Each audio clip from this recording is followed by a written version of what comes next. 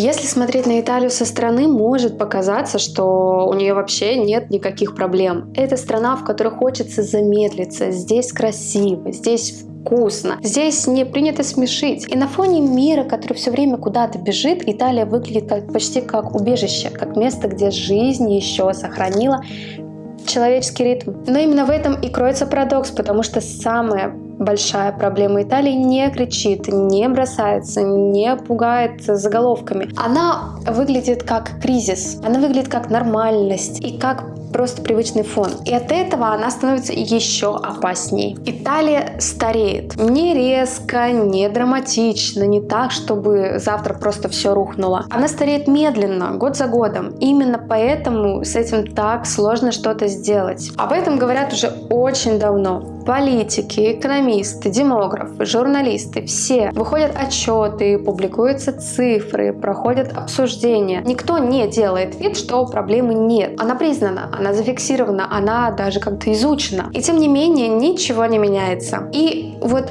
это, пожалуй, самое важное. Проблема не в том, что Италия не понимает, что происходит. Проблема в том, что она не знает, как это остановить и, возможно, боится признать, что привычные способы больше не работают. Средний возраст населения растет, детей рождается все меньше, молодежь все позже создают семьи, а все больше людей вообще не создают их. И это не современный спад, это не волна, это не тренд. Италия уже давно живет в реальности, где пожилых людей становится больше, чем молодых. И каждый год этот разрыв просто увеличивается. Но тут важно сказать одну вещь. Старение населения само по себе это не зло. Люди живут дольше, медицина лучше, качество жизни выше. Это нормально. Проблема начинается тогда, когда старение не уравновешено, когда новых поколений просто не хватает. Потому что общество — это всегда баланс. Кто-то работает, кто-то платит налоги, кто-то поддерживает систему. Если одна часть становится слишком большой, а другая слишком маленькая, система начинает трещать. Да, не сразу, сначала так очень-очень тихо. Италия сейчас как раз как дом, в котором все больше комнат заняты пожилыми, а детских комнат становится все меньше. И дом еще стоит, но уже не растет. Он начинает такой, знаете, сжиматься. Государство это видит, государство это знает, и оно пытается что-то сделать. Появляются всякие бонусы за рождение детей, налоговые льготы, субсидии, программы поддержки семей. Да, на бумаге все выглядит более чем логично. Иногда даже кажется, что щедро. Но в реальной жизни это почти что не работает. Тут возникает вопрос, который резко задают прямо. Почему страна, которая осознает проблемы, тратит деньги, запускает программы, все равно никак не может изменить ситуацию? Потому что демография — это не про деньги напрямую, это про ощущение будущего. Можно дать бонус за рождение ребенка, да, конечно, можно снизить налоги, можно, не знаю, запустить очередную программу. Это, конечно, все классно. Но если человек не чувствует стабильность, если он не понимает, что будет с его работой через год, если он, не знаю, не уверен, что сможет содержать семью, никакой бонус это не компенсирует. В Италии огромная проблема с ощущением опоры под ногами у молодых людей. Работа очень часто временная,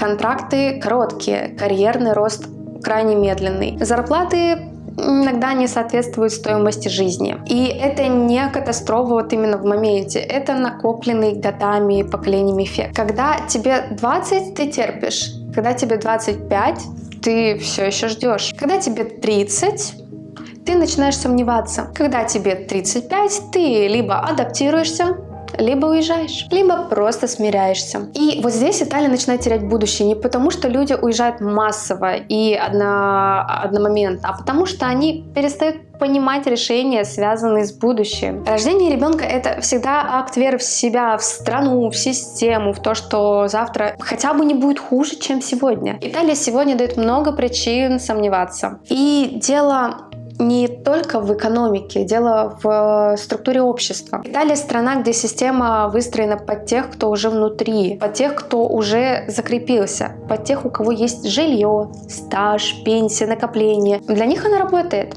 Иногда, да, не идеально, но стабильно. И вот для тех, кто только заходит в жизнь, она часто закрыта. Она медленная, тяжелая, перегруженная правилами и ожиданиями. И в результате получается очень странная картина. Государство хочет, чтобы молодежь рожала детей, но при этом оно не создает условий, в которых молодежь чувствовала бы себя взрослой и самостоятельной. Очень многие итальянцы живут с родителями до 30, иногда и дальше. Не потому что им комфортно, а потому что иначе просто невозможно. Это становится частью нормы. Но когда ты же долго живешь в режиме зависимости, сложно почувствовать себя готовым к ответственности за других, даже если ты этого хочешь. Государство снова ищет решения, меняет формулы, добавляет льготы, корректирует программы. Но все это похоже на попытку лечить симптомы, не трогая саму причину. Потому что причина, она глубже. Италия застряла между прошлым и будущим. Она очень ценит то, что было, и очень осторожно относится к тому, что может быть. Она боится резких движений, боится ошибок, боится нестабильности. А демографию нельзя исправить без риска. Чтобы молодежь начала рожать, она должна чувствовать, что страна на ее стороне. Не на словах,